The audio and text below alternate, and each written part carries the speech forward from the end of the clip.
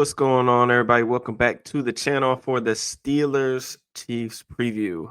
Christmas Eve, Pittsburgh's trying to put a halt in their two-game losing slide, maintain their lead in the AFC North, while Kansas City's trying to wrap up the number one seed in the conference. So lots to dive into here. Short week, but I was able to watch a couple of Chiefs games of film.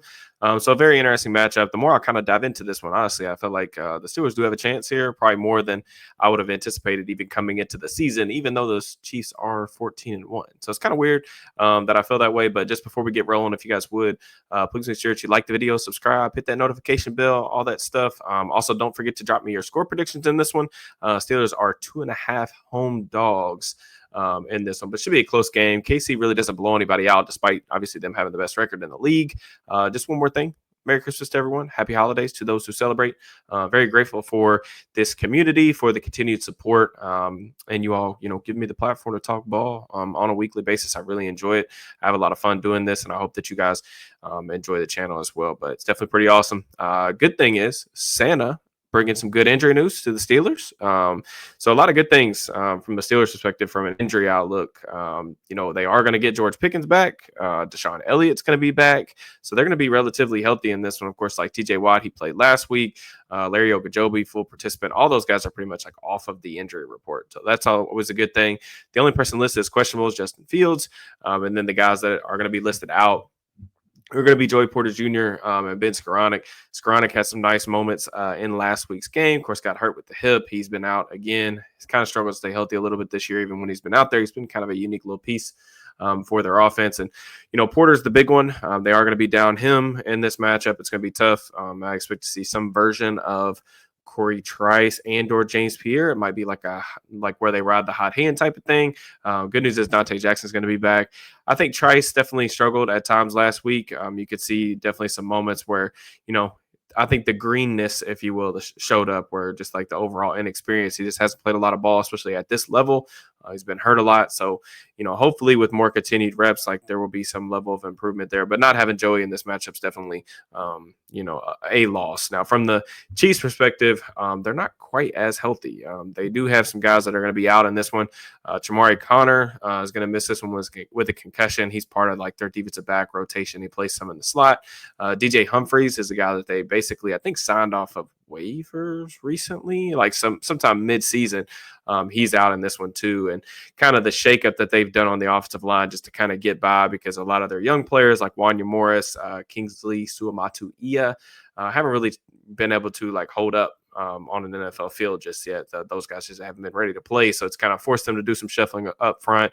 The big things is like Jawan Taylor, the right tackle. He's listed as questionable. He was a limited participant in practice this week. I would anticipate he plays. Chris Jones, DNP for the first couple of days. He was limited on the final day of the week too. I mean, you just never really know. I would think that Chris Jones probably will play in this one. But, with KC, I mean, their eyes are on the prize. It's Super Bowl or bust for them.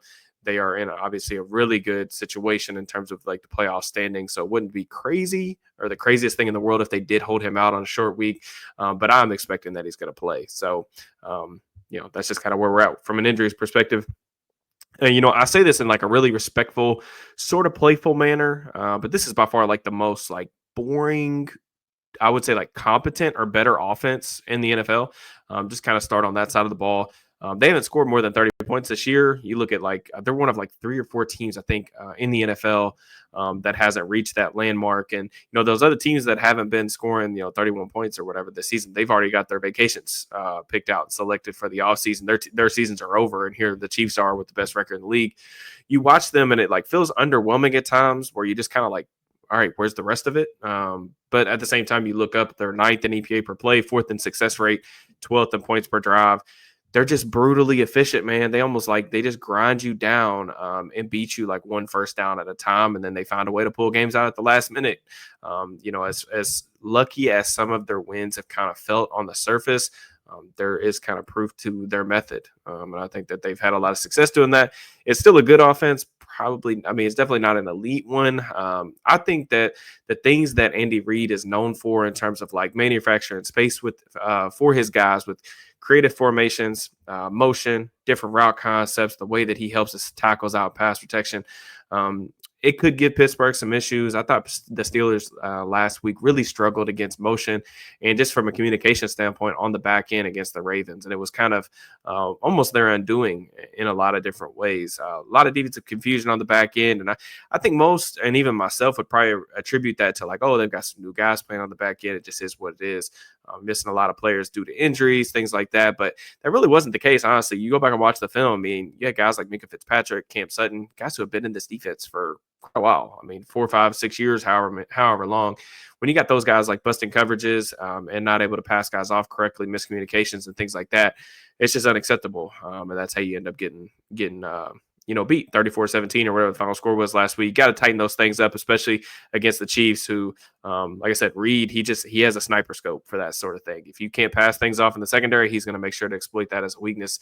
In terms of Patrick Mahomes, I think universally known as kind of like the best quarterback in the game, probably hasn't played to that level this year. There are other quarterbacks who have played better, but it's kind of crazy, like just the insane like career arc that he's had throughout his career. Just having a legit chance to go down as the greatest quarterback of all time. I think when he came in, he's out there throwing bombs, running around like a true like gunslinger maniac.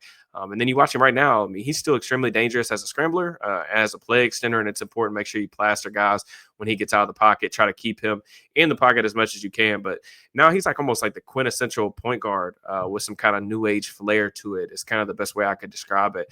Just super comfortable operating from within the pocket. I think what makes him most dangerous is that I think most quarterbacks, even he would probably tell you this early in his career, just get really bored at like taking the easy completions, the easy checkdowns and stuff underneath. But he's just matured to the point throughout his prime that he's just really comfortable taking the underneath stuff. And this is really an offense, built on that. I think when you look at it, it's the average depth of target. I mean, he's 32nd in the league in average depth of target this season.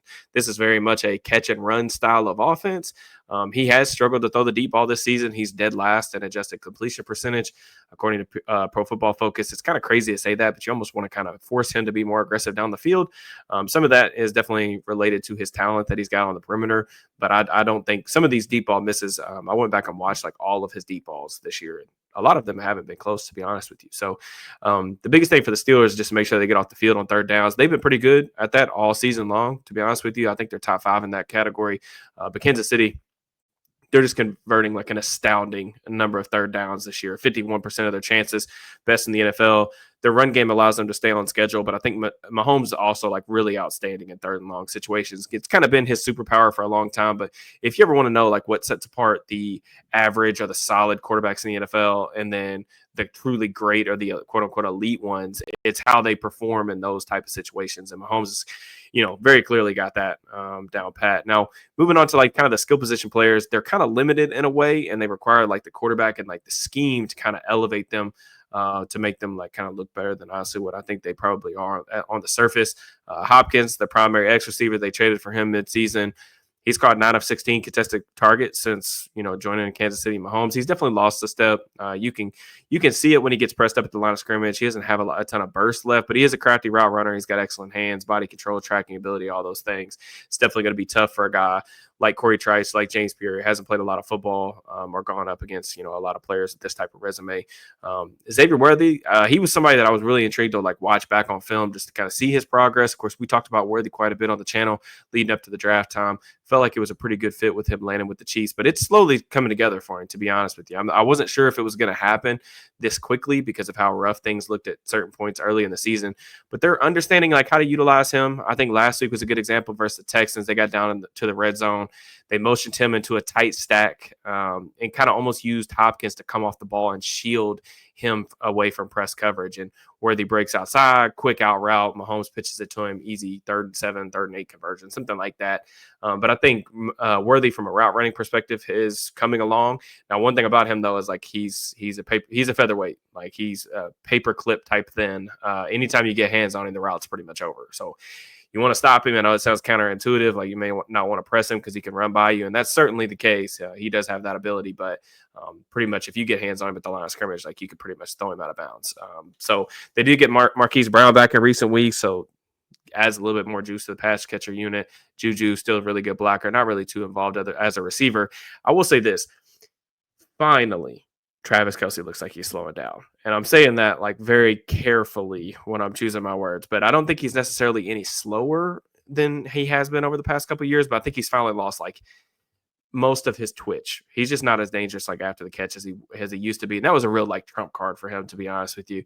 3.2 yards after the catch this year. That's the worst mark of his career by far. I think the chemistry and stuff between those guys is still legendary. Like his Mahomes' ability and Kelsey too, just to consistently be on the same page to break off routes. Like you watch them play from like the all 22 angle. I mean, there are a lot of times where like he's in places that you wouldn't necessarily expect him to be just because he has such a good feel for, how to settle into voids. And like I said, him and Mahomes are always on the same page. So they still got that good relationship. It's just like he's no longer like the superstar level player that he used to be finally, even though it looked like we would never freaking get here.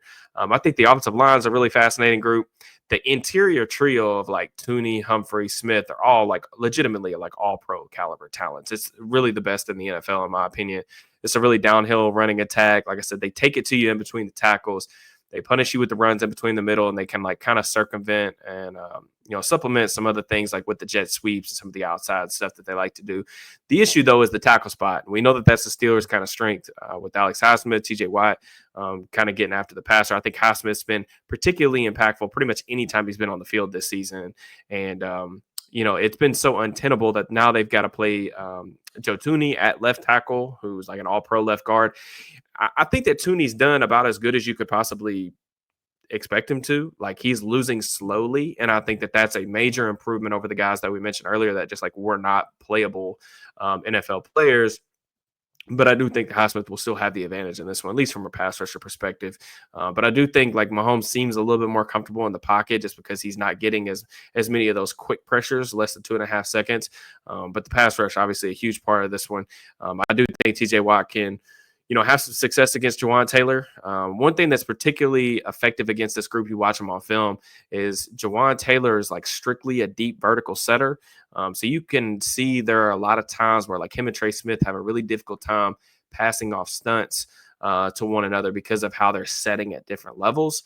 The Steelers don't stun a lot, but maybe they can pop one against the Chiefs, get a quick pressure, try to get a turnover, something like that. Chiefs are also like oddly very bad in the red zone. I think like when I think of any Reid teams, I think they are usually not that way. They're usually pretty good.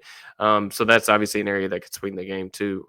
As far as the other side of the ball goes, anytime you play like a Steve Spagnuolo defense, you got to be ready for pressure, man. I think you got to have a good pressure plan. They play a lot of split field coverages. Pretty much anyone other than the Vikings so far this year, when you look at the data, you can expect a lot of like non-traditional Tampa looks. They play a lot of lots of quarters, a lot of hot quarters. He's extremely creative in some of the rotations that he presents, make quarterbacks and offensive linemen kind of focus in on and sort things out post-snap. Doesn't give you a lot of contact clues pre-snap. It's really difficult to pick up on some of the disguises that they put together. I have been really impressed by Zach Frazier's ability to kind of handle all the protection calls up front, especially as a rookie. You think of him doing that when they've got a 36-year-old quarterback who could potentially find himself in the Hall of Fame, and you're trusting the rookie quarterback to handle the protections. It's really impressive from my viewpoint. But this will be a tough one in terms of identifying who's who in the zoo up front, making sure they're blocked up, things like that. And, Spags, we know Arthur Smith likes those condensed formations from the wide receivers. You have to be really careful with that because Spags will blitz his corners the tighter those guys get to the formation. Not only does it have the capacity to create some disruptive plays as a blitzer, like on Russ, but it also can create a lot of disruption in terms of stopping the run. Overall, they're 6th in rushing EPA per play and success rate this season. Leo Chenal, their inside linebacker, has been awesome. I was extremely high on him pre-draft. Love watching him play. He's a really cool Swiss Army knife. They move him all around the formation. He plays a little bit on the edge. He can play off ball. They even line him up sometimes up at like nose tackle or 3 tech just because of his ability. He's so strong and his ability to hold the point of attack and then shed blockers. He's basically like a souped up version of like what I think of Landon Roberts kind of being for the Steelers defense in many ways, to be honest with you. So Chenal's a nice little player for them. They've got some pieces for sure, but I think, he's a really aggressive defensive coordinator by nature. I think that everything that they do defensively really revolves around the pressure plan and Chris Jones. Chris Jones is kind of the ace. He's leading the entire NFL in pressures. He plays a lot of snaps on the interior, which is unique, but he also like can pop out on the edge. So they move him all around. I said this on the Steelers Afternoon Drive podcast on Monday, but you can always tell who Spags thinks is the worst offensive lineman in pass protection because that is where Chris Jones will be on third downs. And they are very intentional about where they line him up and the matchups they try to create with him. He has one of the best get-offs in the league, especially for his size. Two-hand swipe, swims, counter, power, everything you want. He can cross a blocker's face at any point in time. He's as good as it gets in the league, man. Like every bit of special as you'd imagine for someone with his resume. I think I just looked up like the on and off splits with him this season just to kind of see like what it would look like if he didn't play in this game. But they are pretty drastic with him on the field. Just reading the numbers off, their pressure rates 37.4%, 6% sack rate, and they're holding teams to 6.1 yards per dropback. When he's off the field, that the pressure numbers drop by 10%, sack rates cut in half, and then they're averaging 7.2 yards per dropback. So they just don't have like the traditional four-man pass rush unit that I think most championship caliber teams really possess. Like they don't have another kind of guy that really wins a lot one-on-one consistently, which should make things a little bit easier on the Steelers. When you just like search up the numbers in terms of like how they do when they rush four, they're like 26th, I think, in sack rate, 23rd in pressure rate, really nothing overly great. And like that's honestly factoring in some of the stuff that Spags does, like when he actually brings four, some simulators and things like that. Because I think he generates as many free rushers as anybody. His ability to kind of manipulate the B gap in protection plans is really, really difficult. So I think Jaylen Warren going to need to have a really good game in terms of understanding like who's coming because they will blitz guys off the ball. It'll be really important for him to be really good with his scans, going left to right. He will also do a lot of things that he'll bring two guys off the ball and basically make your protection wrong. Because he'll guarantee that he's getting a free blitzer with the back only able to pick up one guy in protection. He'll drop some guys out and things like that. But there are other kind of star players, Trent McDuffie, I think third-year corner out of Washington. What's really been interesting for him is just his deployment this season. You know, you think back to it, the first couple of years in the league, been a really good defense for several years now. But he spent a lot of time on the inside playing in the slot. You know, they lose L'Jarius Sneed this offseason. Some of the guys that I think that they were counting on taking significant steps forward without Sneed haven't really been those guys like Joshua Williams, some other guys. They've had some injuries and things like that. But those guys just haven't played up to the caliber of like what Spags really wants to do. No NFL team no team in the NFL presses on the outside as much as the Chiefs do. So that's something notable. But in the last 2 weeks without Shamari Connor, the Chiefs have kind of slid Trent McDuffie back into the slot. And what's he done? He's kind of responded with his first back-to-back interception games of his career. So I think that's kind of the question for me is McDuffie's a good tackler. He's a good run defender. But do they want him in the slot or do they want him to kind of shadow George Pickens? Do they want him more outside? That's a really big question. I don't know the answer to it. But regardless, you know, if you play a bunch of press coverage on the outside, that's kind of George's specialty. And that's why you want him back in the lineup is because that's the one-on-one kind of man beater that Russ really trusts. And he's going to try to take his vertical shots down the field. So, you know, how they handle him is going to be really interesting. Secondary, very physical. But one thing that I kind of noted, like when I was watching them, they don't have a ton of team speed on the back end, especially with a guy like Calvin Austin, who I think has had some nice moments over the course of the season. Could they get an explosive player out of him in this one, especially if like McDuffie does go outside? Like, can you pop an explosive on a deep over or try to get him matched up on one of these safeties and try to hit something over the top, maybe down the middle of the field or something like that. But, you know, these two teams are really, I mean, obviously they're well coached. Mike Tomlin, Andy Reid, like those guys are going to the Hall of Fame for sure. I expect this one to kind of come down to the end. They've been among the league's best just in one-score games, not just this year, but like anywhere Andy Reid's been, they've always been good in this regard. And then obviously Mike Tomlin's had a lot of success in Pittsburgh. These teams very rarely blow out anybody. They very rarely, if ever, get blown out either. So it should be a close game. I think the big thing is just making sure that Mahomes doesn't have the ball last because there are very few people like more dangerous in that situation than he is. But one thing that I would like to note is just the Steelers defense in general. I know it's been a huge topic of conversation on Twitter. Seems like a lot of people are really down on this unit just over the past couple of weeks and how they played. Some of that's injury related, some of it's not. But I will say that the Steelers defense has been much better at home this season than they've been on the road. So they're only averaging or allowing 15 and a half points per game on at home, as opposed to like nearly 23 points per game on the road. Obviously, this one is at home. So it definitely favors the Steelers, but should be a really interesting game. Game is at 1 p.m. tomorrow. It is Christmas, so I may or may not. I'll lean towards no, and I'll have the pre or the post game recap kind of up on Thursday to kind of go over some things that happened in the game. I'm excited about that though. I know the 3 games in 11 days is definitely not, you know, preferred. It's definitely put my schedule for like content creating in a really weird spot. I can only imagine like what it's doing for the players. I think the big thing is like, you want to come out of this one with the win for obvious reasons. You want to try to get that home playoff game. Although it's not really necessarily the end of the world if they do have to go on the road, depending on who they play. I actually wrote an article for Steelers Now. I might have talked about this last week too, but wrote an article for Steelers Now on like who I think that the Steelers' best and worst matchups would be in the postseason. So you guys go read that. That'll be linked in the description. But I don't think it's the end of the world if they do lose. Obviously, losing 3 straight at this time of the season is not great. You want to be trying to play your best ball, and I think if they can build on some of the positive things that we saw on offense last week, I would like that very much. If the defense could be really competitive in this one and do some good things, and kind of, I think the main thing is just making sure that guys are playing in sync and executing their assignments properly. I think last week Patrick Queen talked about it a little bit in like his post game media scrum. Some hero ball stuff going on in the back end. I think some people trying to make some plays to swing the outcome of the game, which there's obviously a time and place for that for sure, but you got to be assignment sound against like Andy Reid, Patrick Mahomes, Steve Spagnuolo. This is a really well coached Chiefs team. Can't afford to kind of shoot yourself in the foot in any regard. So that's really all I got in this one. I really appreciate you guys tuning in. And again, just one more time, please make sure that you enjoy your holidays if you're celebrating. I hope everybody has a good day, and hopefully the Steelers come out with the win for you all. So I will holler at you all very soon.